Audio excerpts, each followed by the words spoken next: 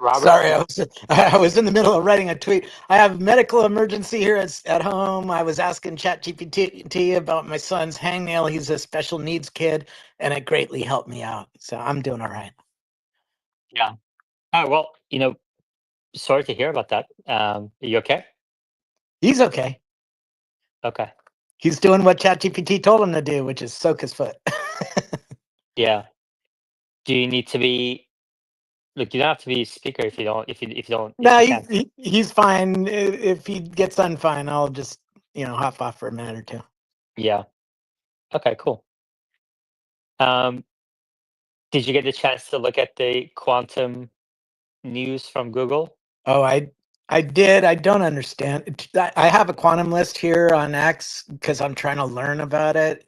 It's a new computing architecture that I barely understand the old one. So the new one, I have to do some more homework to really understand how it works and why this is such a significant breakthrough. But it looks like a significant breakthrough to me. Yeah. All right. I'm going to read the blog post by Sundar Pichai and see if you can gain some insight into that.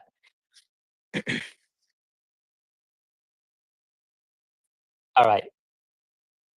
So he says, we see Willow as an important step to our journey to build a useful quantum computer with practical applications in areas like this drug discovery. So let me see if I can post this somehow to the top. Give me 1 second.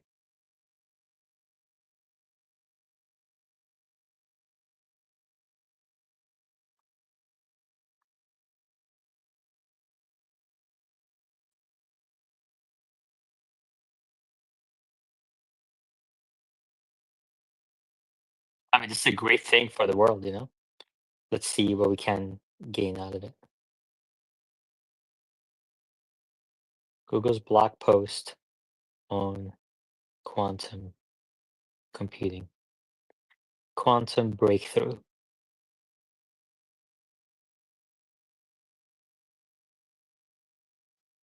All right, so now this post is at the top of our screens, and I hope that you all can read it together if you haven't already. All right, meet Willow, our state-of-the-art quantum chip. Our new chip demonstrates error correction and performance that paves the way to a useful large-scale quantum computer. Today, I'm delighted to announce Willow, our latest quantum chip. Willow has state-of-the-art performance across a number of metrics, enabling two major. Hold on 1 second. We need to reset YouTube audio. Steve, tell.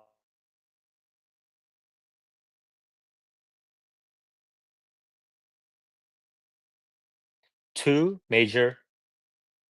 Hold on 1 second. We need to reset YouTube audio. Steve tells me. Sorry about that.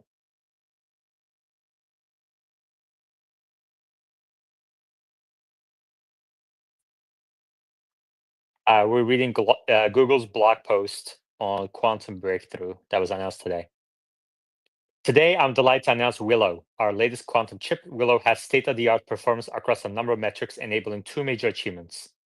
The first is that Willow can reduce errors exponentially as we scale up using more qubits. This cracks a key challenge in quantum error correction that the field has pursued for almost 30 years. Second, Willow performed a standard benchmark computation in under 5 minutes that would take one of today's fastest supercomputers 10 septillion, that is 10 to the 25th power, years, a number that vastly exceeds the age of the universe.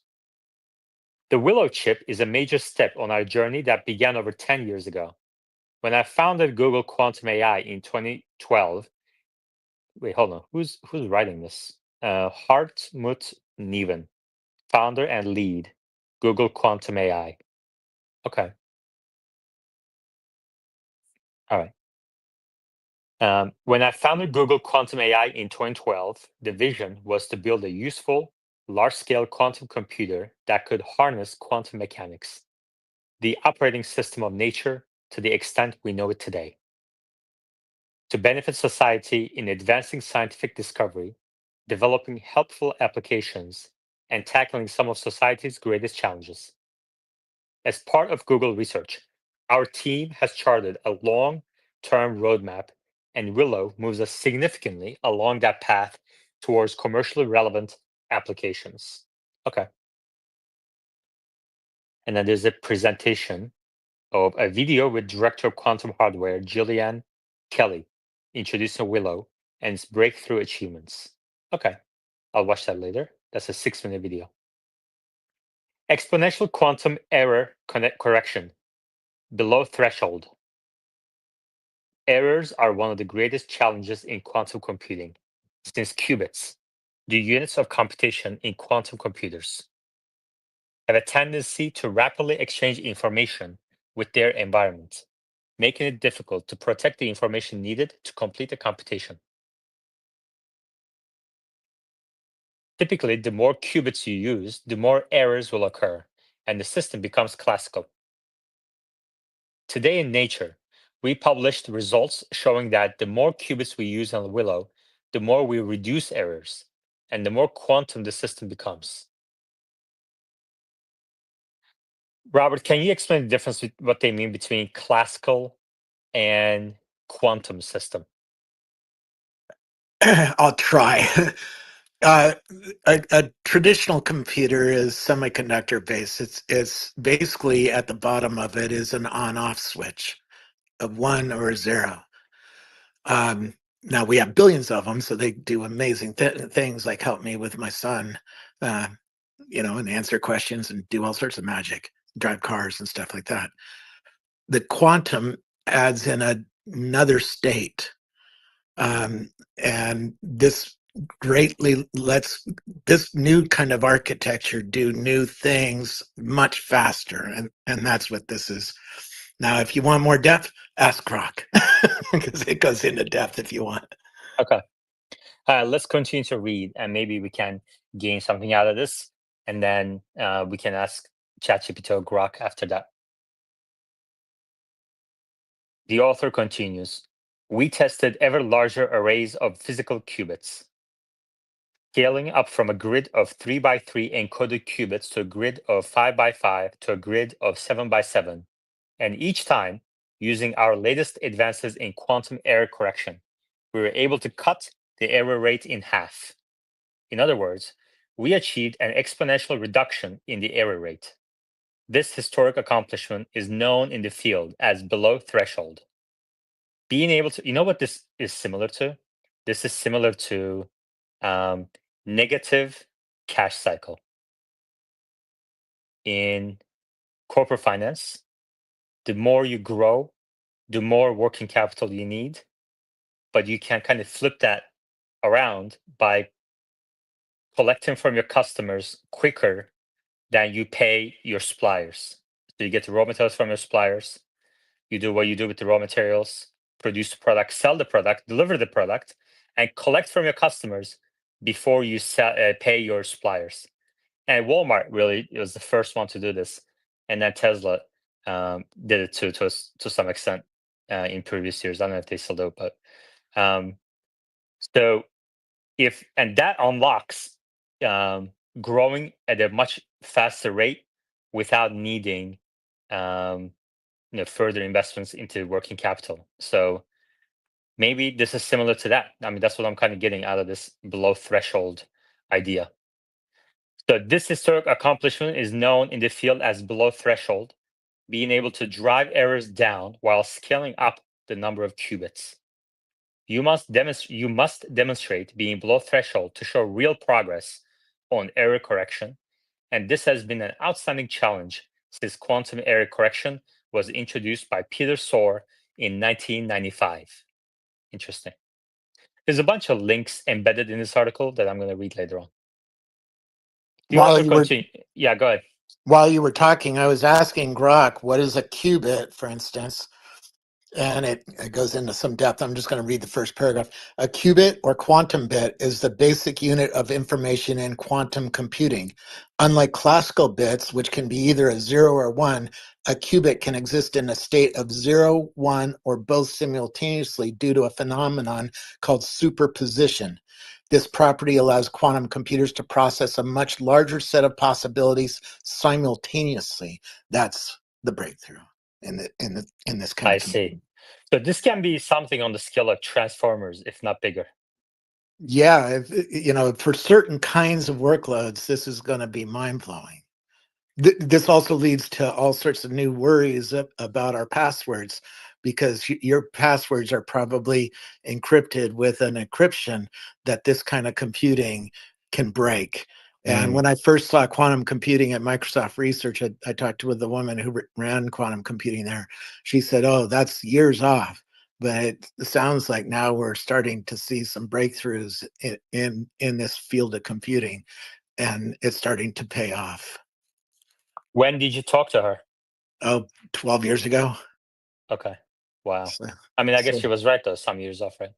yeah. So very interesting. Very interesting. Okay, let's keep going. Where were we? The author continues. There are other, and Robert, feel free to interrupt me anytime if you have something to say about a specific part I read. Okay, let's continue. There are other scientific firsts involved in this result as well. For example, it's one of the first compelling examples of real-time error correction on a superconducting quantum system, a crucial for any useful computation. Because if you can't correct errors fast enough, they ruin your computation before it's done. And it's a beyond break-even demonstration where our arrays of qubits have longer lifetimes than the individual physical qubits do. An unfakeable sign that error correction is improving the system overall. As the first system below threshold, this is the most convincing prototype for a scalable logical qubit built to date. It's a strong sign that useful, very large quantum computers can indeed be built. Willow brings us closer to running practical, commercially relevant algorithms that cannot be replicated on conventional computers. Okay, brings us closer. So Willow is the name of the chip, brings us closer, so we're not there yet, to running practical, commercially relevant algorithms that can't be replicated on conventional computers.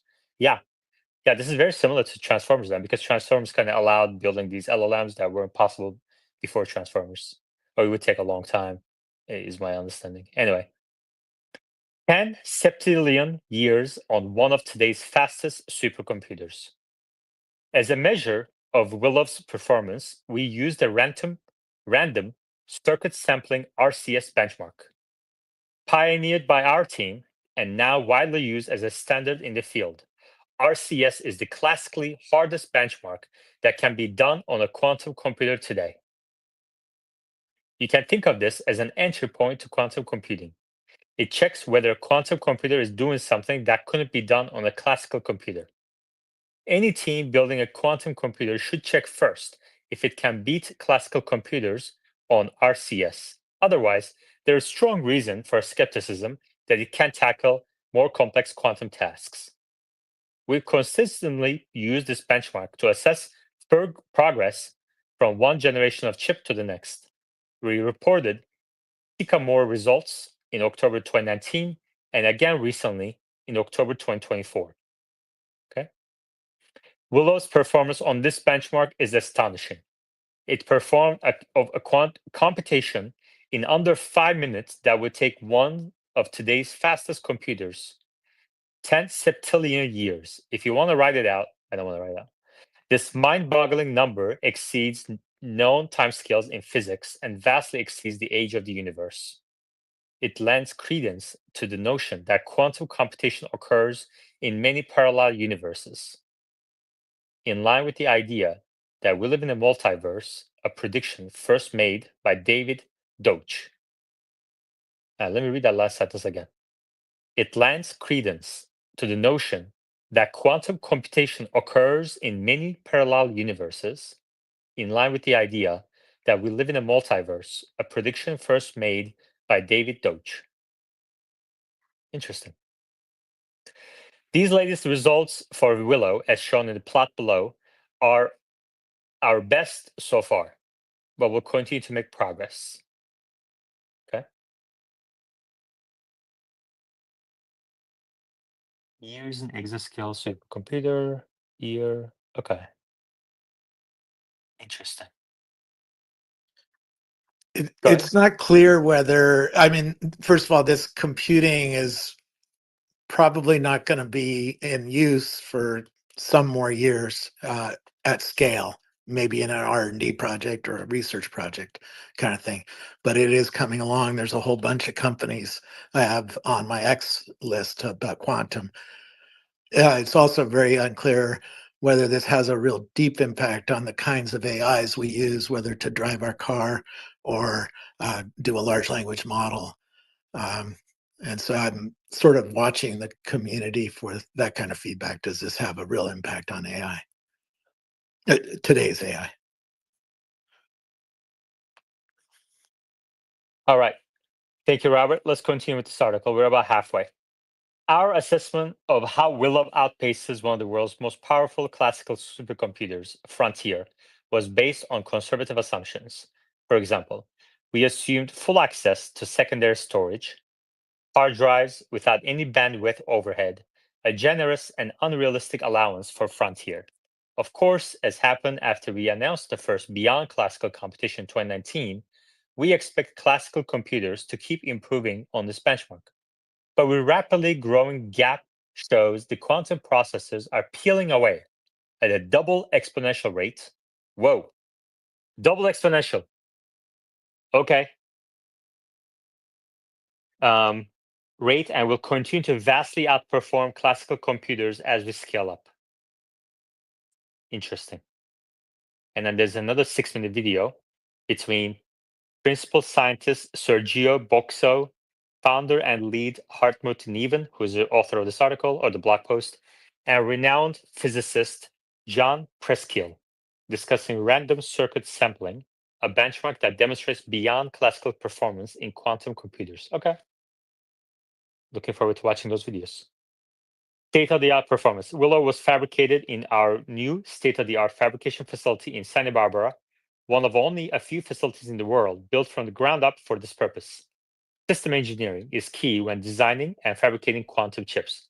All components of a chip, such as single and 2-qubit gates, qubit reset, and readout, have to be simultaneously well-engineered and integrated. If any component lags, or if the two components don't function well together, it drags down system performance. Therefore, maximizing system performance informs all aspects of our process, from chip architecture and fabrication to gate development and calibration. The achievements we report assess quantum computing systems holistically, not just one factor at a time. Okay. We're focusing on quality, not just quantity, because just producing larger numbers of qubits doesn't help if they're not high enough quality. With 105 qubits, Willow now has best-in-class performance across the two system benchmarks discussed above, quantum error correction and random circuit sampling. Such algorithmic benchmarks are the best way to measure overall chip performance.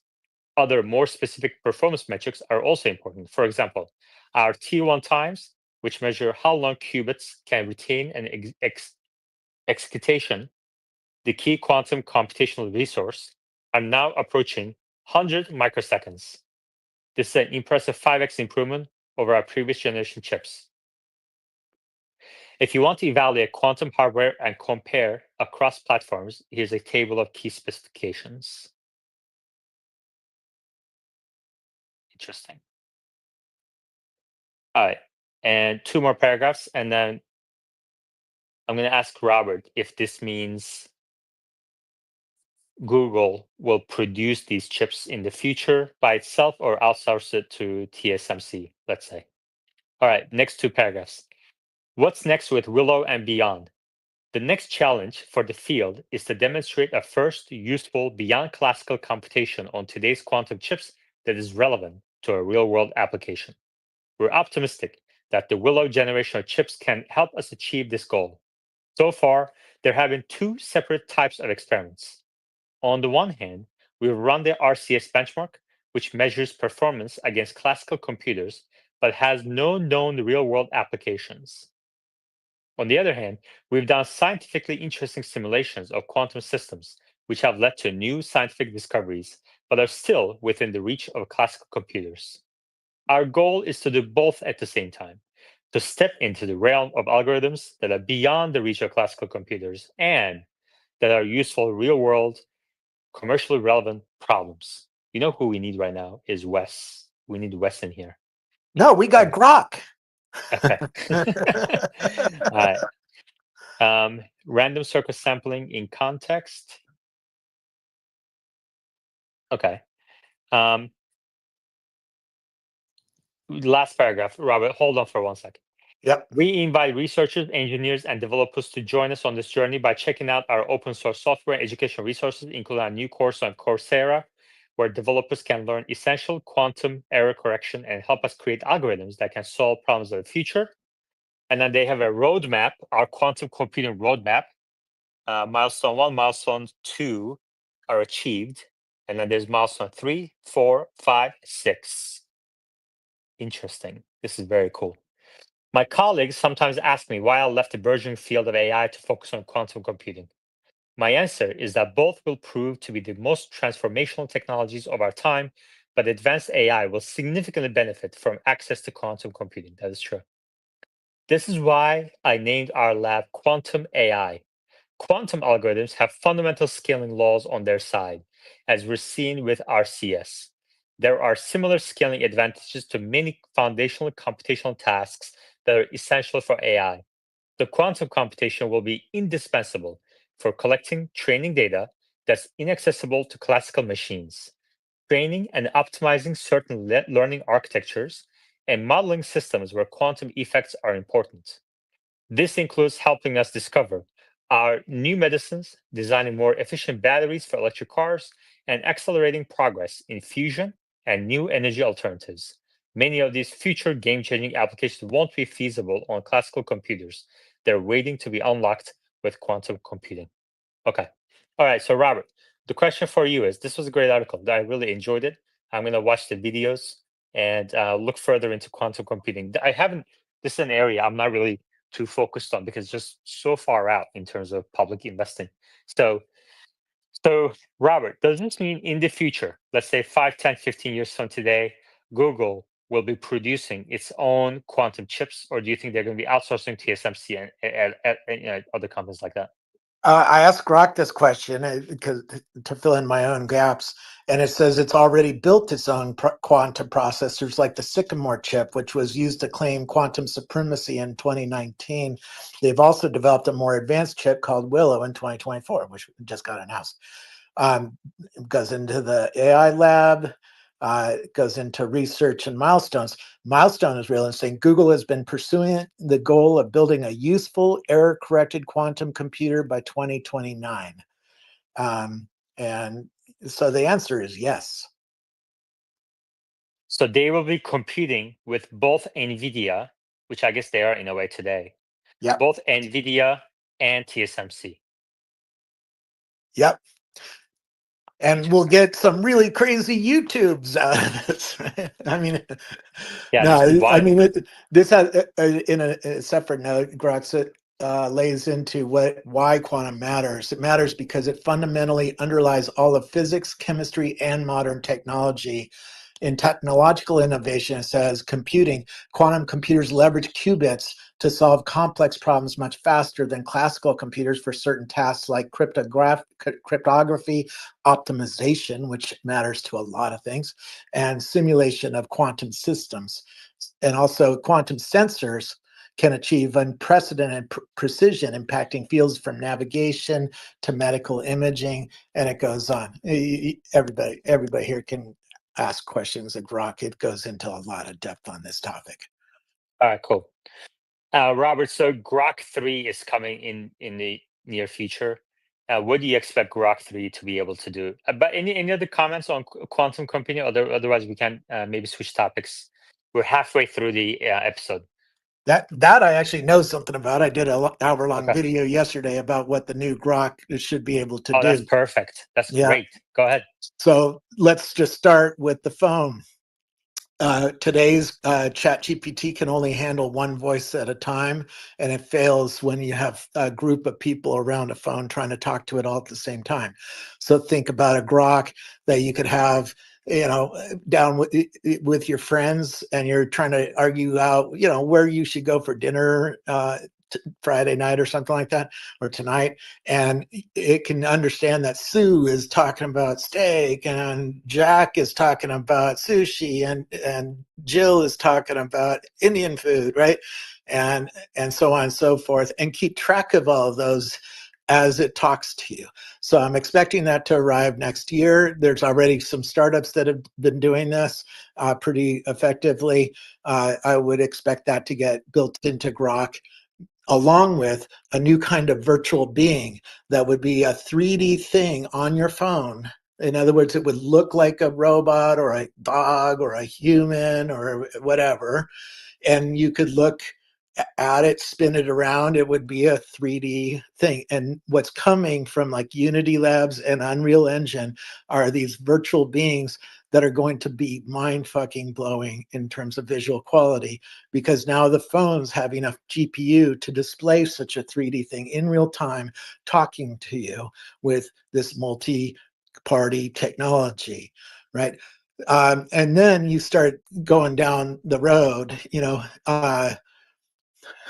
if we're all carrying around a Grok like this and you see a fire on the hills, you can aim your camera, because it'll have multimodality, at the fire and it'll start telling you about it. I just sent a picture of my a friend's back suture, because he just had back surgery, to Chat GPT, and and I asked it, how does this look for a 6 day wound or a suture?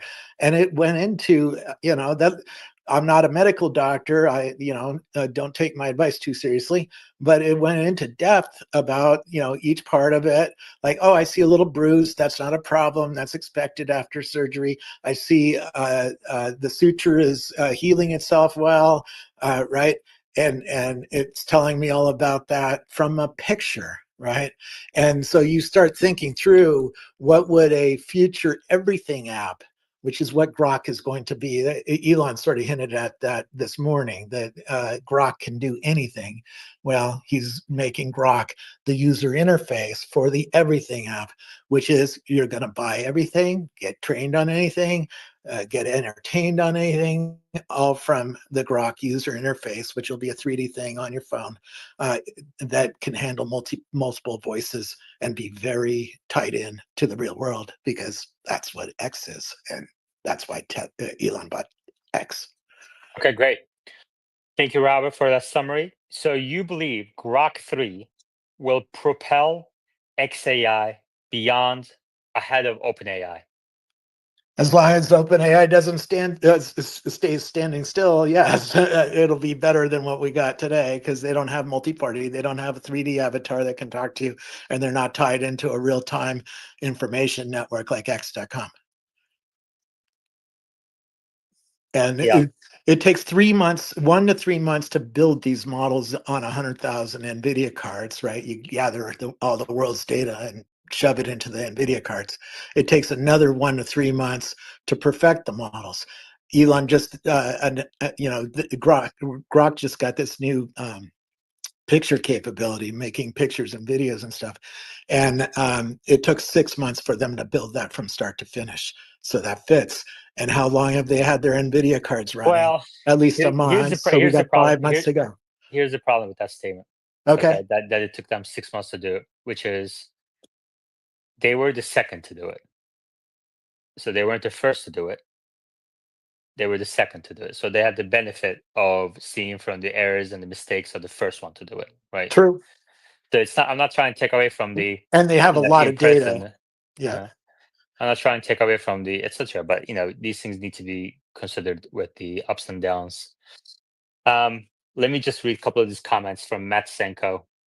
Matt Senko, the scaling is in 2 to the n power, which is crazy. Matt Senko says every 10 qubits increases space by 1024x the size, 100. So Matt Stenko is pretty knowledgeable, seems, for quantum.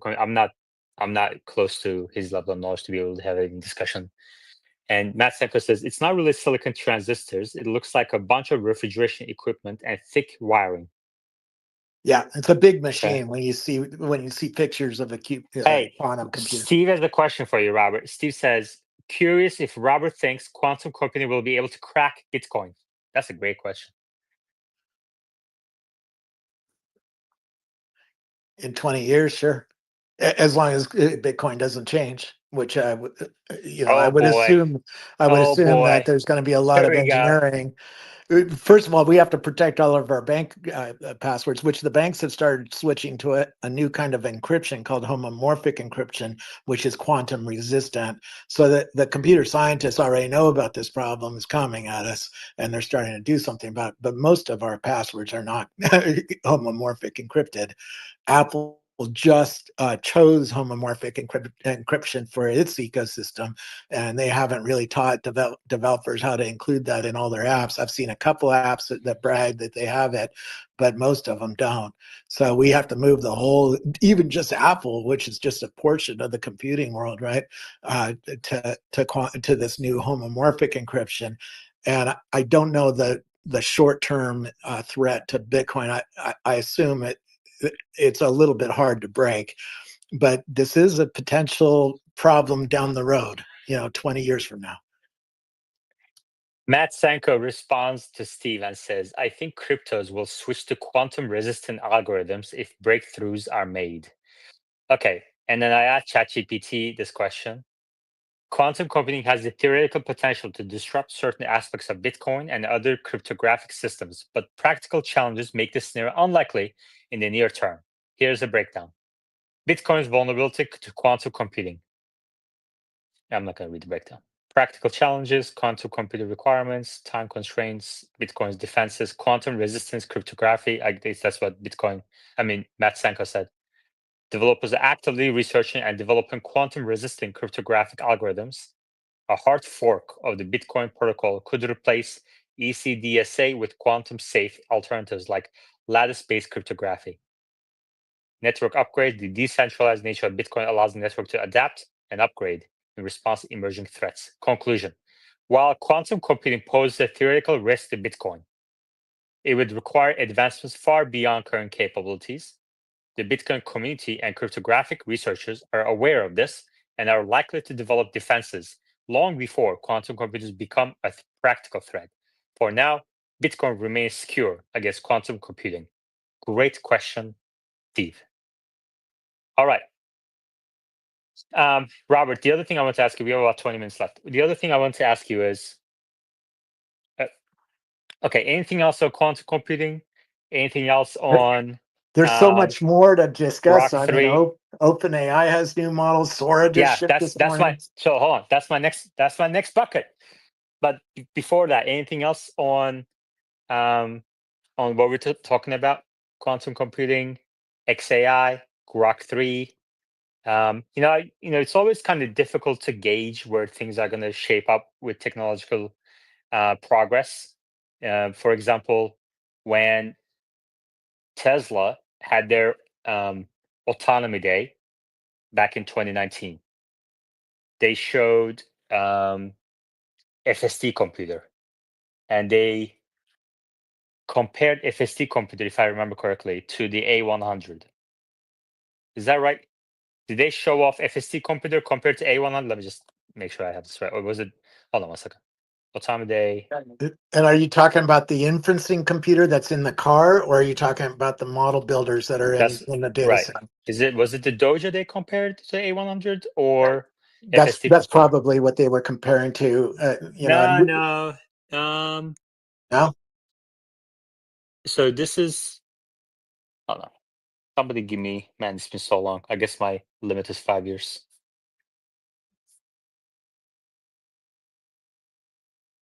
Matt Stenko says the actual algos are far beyond me. Okay. Let me see. I'm trying to see some images from the presentation. Maybe we should do a watch party to remember all the things they discussed then.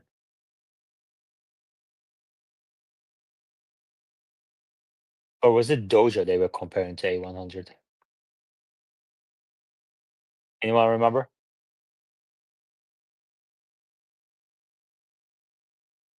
It would make sense. It was um, Doja, right? yeah, that they were Yeah. trying to beat NVIDIA and build a better model building a data center, right? Yeah, But and then Elon just the bought 100,000 NVIDIA cards, so we know how that all worked out. and then the common criticism after that presentation was, well, they have H100s coming, so why are you comparing to A100? And that turned out to be the correct criticism at the time. So apply to the topic at hand. When Grok 3 comes, what will ChatGPT or Google have on the market? So are they going to have, you know, GPT-5, or is it going to be GPT-4 and a half? What's that going to be capable of? We don't know, right? Robert, is that fair to say? Any idea how It- Grok 3 will compare to the next version of ChatGPT models?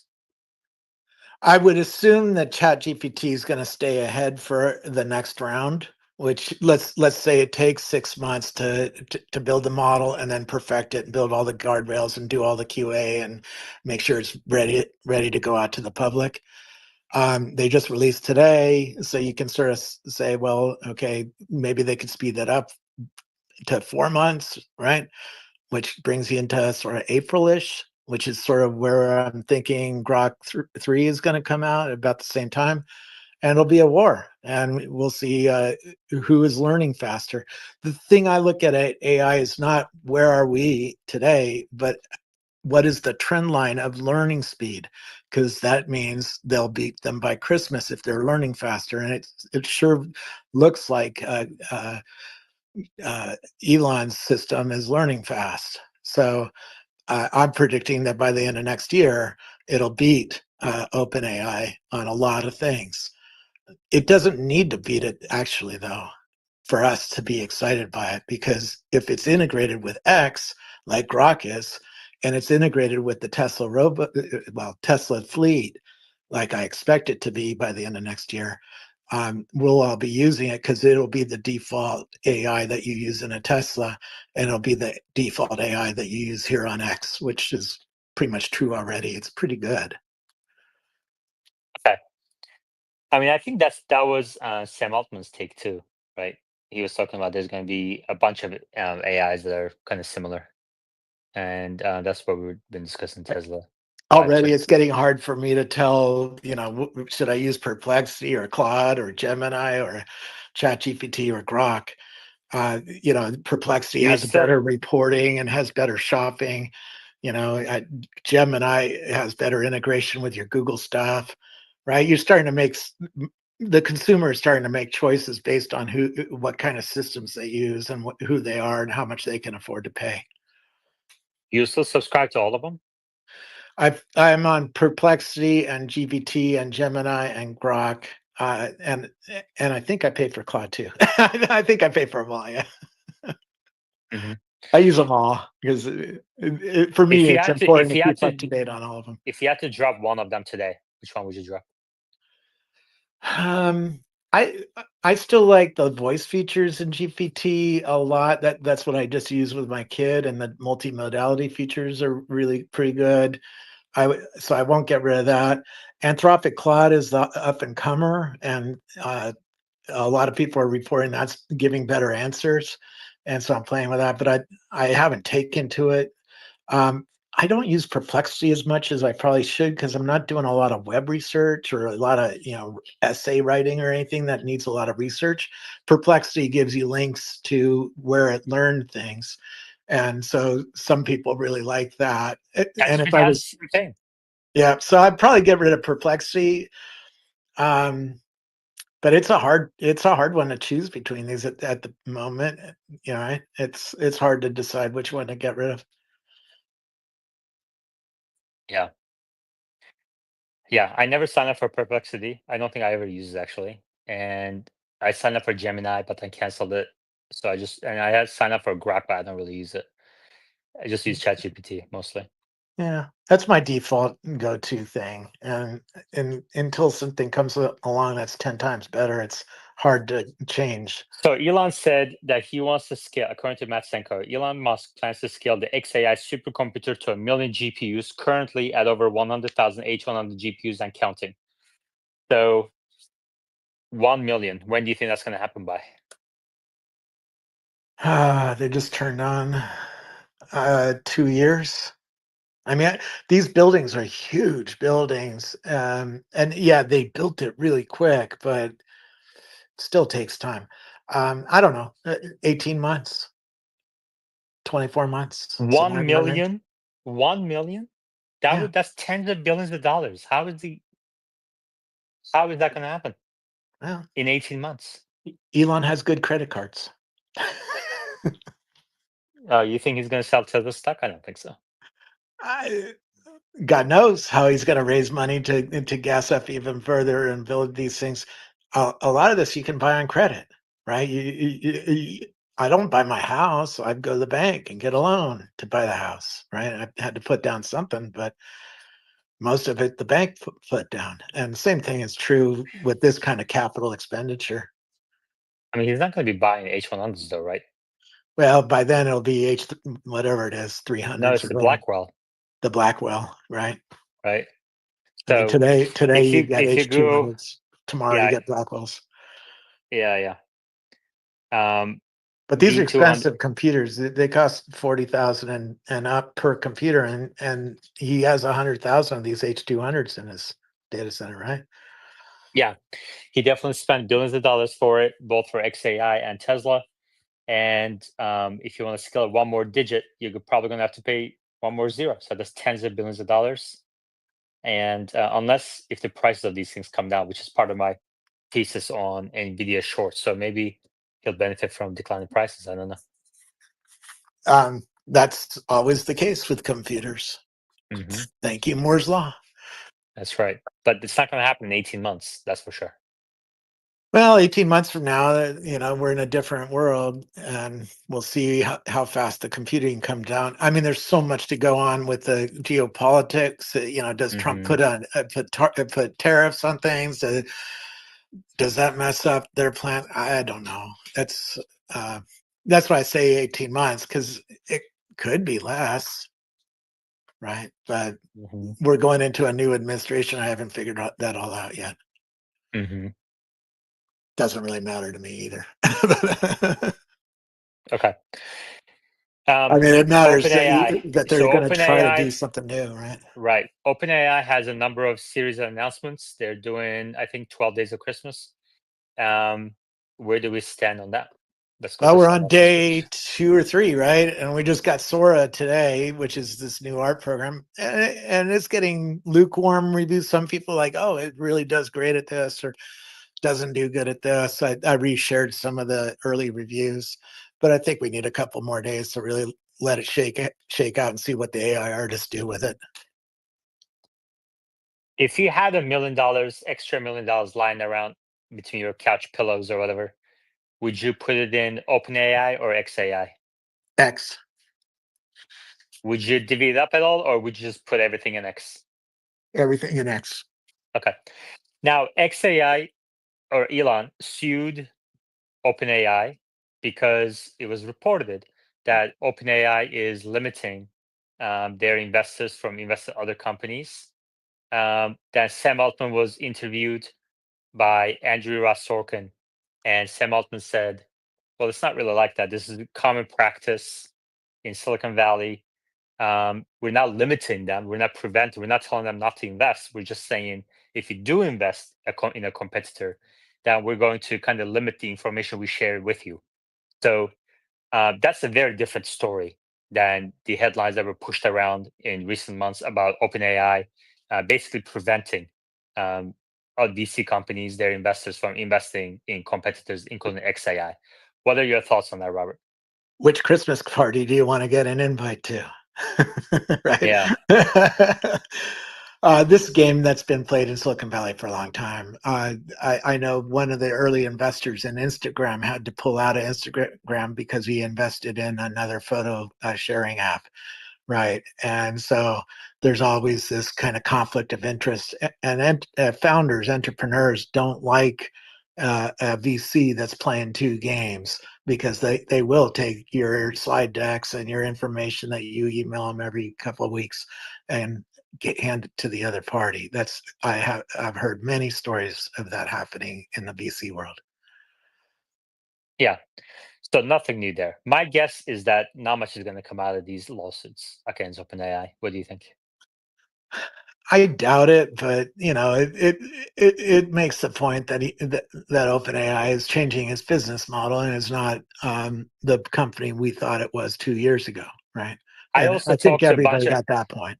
I also talked to a bunch of nonprofit people, and this happens all the time in nonprofit world. This OpenAI is not the first one to go from nonprofit to profit, Yeah, and they it seems to me they decide to do that, take that step when they realize they're going to need tens of billions, hundreds of billions, trillions of dollars to develop what they're doing. So I don't understand what the big deal is. I don't either. If I was talking to Elon, I'd be like, "What are you doing?" And he Yeah, probably would have a story of why he's doing it.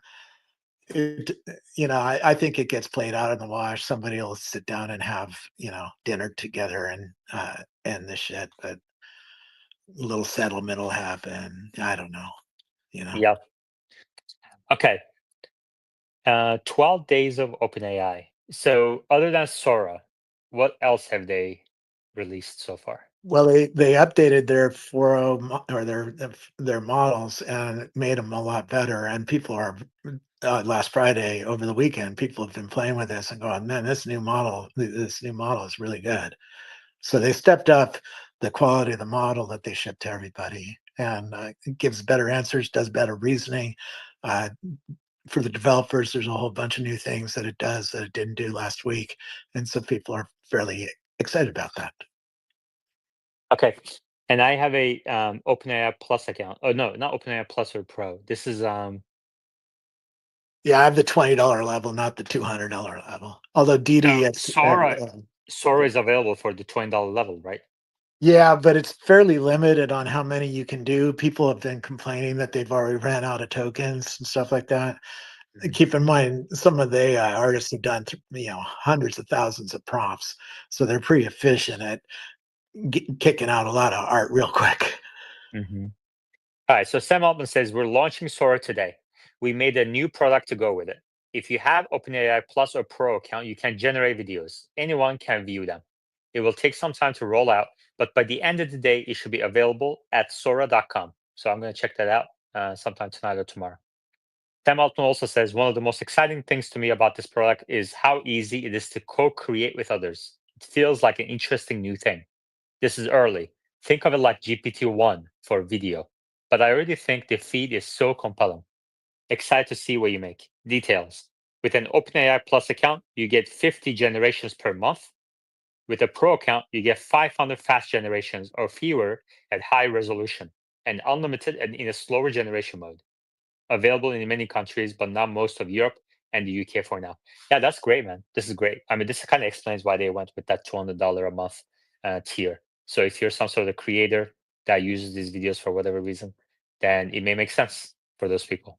Most people are not going to use it, and some people will sign. I'm guessing 1 million people will sign and try the plus There's a version. whole community. I have a list of AI film creators that are using these tools to create films, and the films are getting better every week. I just shared one earlier that is a little comedy skit that somebody created. It's pretty good, right? Is it Hollywood quality yet? No, but you can see a path to that. I mean, in 24 months, we've gone from shitty little pictures to really amazing stuff, right? Hmm. And they're not the only one. Sora's not the only one. There's a whole group of them. I have a list here on X of what I call holodeck companies. There's 700 companies on this list. They're all tools for creative people to create all sorts of stuff. And we're heading toward a 3D holodeck, which I expect to arrive late next year, which will be fairly mind blowing to people. Hmm. Yeah, this is amazing.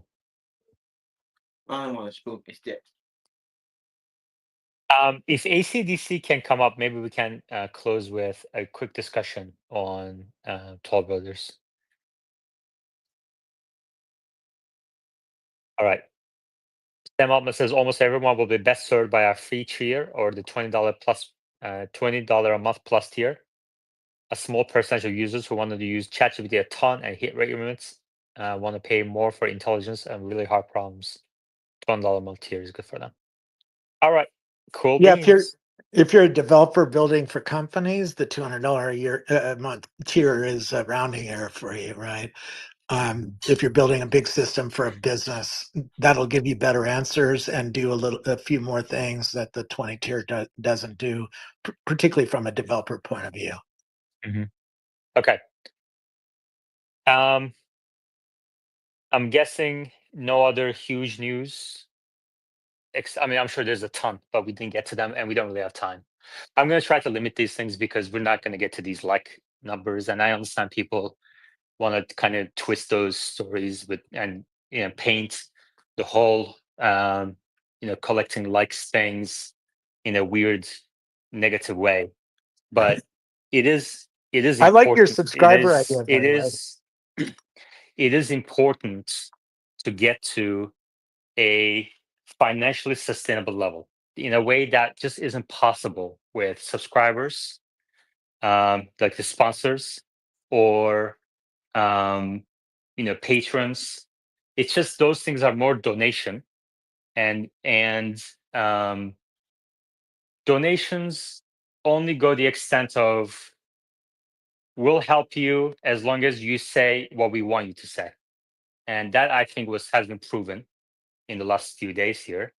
People went from telling everybody that this is the best space ever to all of a sudden 180 that this is the worst space ever and all the lies they're making up, which is incredibly disappointed, but also exactly what I thought it was they were going to do at the beginning when they were literally begging me to continue Tesla Live at the beginning of this year. So shame on those people. I see some of those people in the space. Shame on you, but it is what it is. Human nature, I guess. You are worth to us however much you can make for us, I guess is the deal here. But I hope you go to hell. I went turn them into content, Yaman. Yeah, I don't care. I went through this with my own career when I got went through the Me Too stuff. My partner threw me under the bus. It's human nature. Mob mentality. That's what it is. Organized. I like you because organized one, bullshit. you're providing Let's a hear from service for Mario people because to Mario I think learn can about these speak up. things, Okay, and thank two, you. I like a Robert, contrarian thinker. I like thank somebody you. to question my Yeah, beliefs. Mario, go ahead. Because I get Robert, into holes the same way anybody I don't else think Robert does, is and get hearing too me. excited about things. And your two statements about Tesla and Nvidia have caused me to rethink those two things and do new homework, which has led to me buying a little bit more, but because I come to a different opinion than you do. But I appreciate what you're doing. Yaman. So I'm here to see if the rumors are true. Were you at the Diddy parties? Yes or no? What party? The Diddy parties. Yes, because rumors are true. Do you have another question? Can confirm. So you guys kind of glossed over it a little bit. I think the big story with Colossus is 100,000 GPUs coherently I training don't care. at once. Thank you. AC/DC. So what did you think about the Toll Brothers short? It's interesting. I mean, I was a proponent of all the home builders like about 2 years ago. I mean, it was just a natural decision when you look at the trend in the market and there's no existing homes available for sale. I'm like, you know what? These guys are going to have to build a lot more to cater to the market. And sure enough, the whole sector has shot up. But as a short, I'll be honest with you, I don't know how much upside there really is. These builders overall, they learned from the last time. I've been talking to some people, and they're really just building kind of like more to spec. And they're not just building big developments like they did before and then sat on it and ended up going through bankruptcies in many cases. So I think they're a little bit more diligent, a lot more prudent with their decisions this time. And also, I think it's going to take a while. I don't think the existing home sales are just going to come to the market and kind of like wreck new home sales there too. So I think it's overpriced, and I definitely think that they're going to be going down, but I just don't think that it's like the big bank for opening a short. Well, the problem is, if you want to do a short on some of these bubble stocks, you're running the risk of, it continuing for a while for an undetermined period. And if you want to do puts, the IVs are high. There are other ways that you kind of navigate that situation too. But there's also some benefit to, you know, diversifying across sectors, I think. So that's one thing. Like you mentioned, these home builder stocks have run up a lot, and interest rates are still high, and it looks like it's going to stay high for a little bit. And the mortgage rates turned back up a little bit again to 7%. So I think there's some downside. I don't think toll roads is going to go away, right? Like the investment thesis is not that these guys are a fraud um, or that this is not going to be around 5 years from today. But on the other hand, that is also a possibility. Like that's not the central thesis here, but it is also a possibility because if somebody comes around, there's a lot of companies today trying to innovate around housing, construction, and disrupt. Like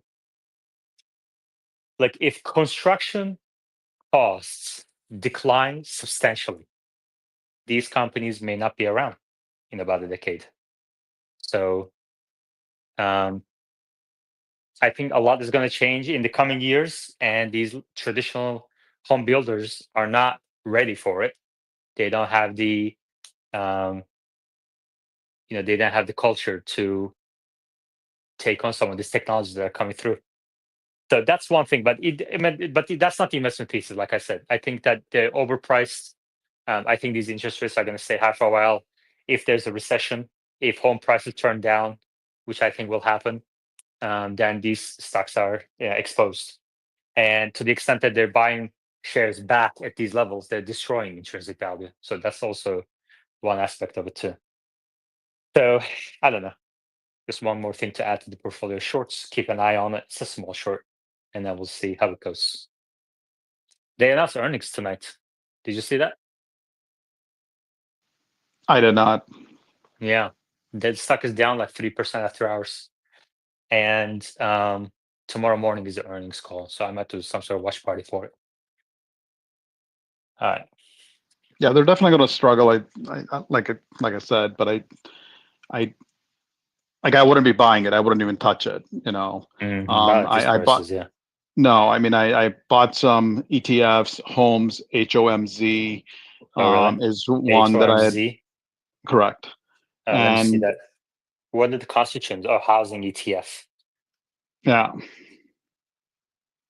so that was the one that I Um, picked, 2 years ago, because I don't want to focus on individual home builders, and these are the ones that I'm looking to sell. I've already sold some of it, but individual, like I just think that there's not going to be a carnage. They're trading at low multiples. Their risk management has been a little bit better. They learned a lot. I mean, we're not too far away from that. I mean, well, we're 15 years or so away from the home crisis, but still, I think it's a little bit better run than before. okay. Can you expand on it a little bit? What do you mean by if they're a little bit better run? Like I said, so in terms of like last time when we went through the housing crisis, right? These people, it was a concept of build it and they will come, okay, across the country. Okay, and capital was also a lot easier. I mean, if you remember the whole CMOs and everything that went around. Okay. So these guys, they really went all out. At that time, also, we were in the times of 0% down. You could buy a new home. In fact, you got like $5,000, $10,000 back. Okay. So a lot of those things have kind of been eliminated, and these people are not operating at the same leverage, at the same risk level as they were before. So a lot of the communities that I've seen that some of them have built have been in, you could say, some of the hot markets, of course, like Yeah, Texas being I one. don't know if all of that is true. So they were buying land at an option, but I think the problems that home building industry had back in 2005, 6, 7 was mostly around you know just signing up for mortgage was too easy. People signed up for mortgage they couldn't afford, and all of a sudden you end up with a situation where there's an oversupply of homes that killed values for these guys. And I'm not saying like that has been solved, but that's not operational improvement for home builders. I think home builders were basically operating about the same efficiency. Not only to mention that Bob Toll is no longer at Toll Brothers, so the guy who built the company is not there. And to the extent that you believe that these stocks are overvalued, the fact that they're buying stocks so much destroys intrinsic value. How is that operational excellency? I never said operational excellency. Uh, I just said they're operating better than before. That's all. And the multiples are a lot less that they're trading at. So that's why, I mean, like I said, I think it's a sell if you have it, to take a profit. But I mean, to short it, I just don't think there's much bang for your buck there. That's all I'm saying. Selling is the same thing as shorting. It's the exact same thing. The only difference is starting point. In one of them, you're starting with a number of shares in your hand. In the other one, you're just starting from zero. It's the same exact thing.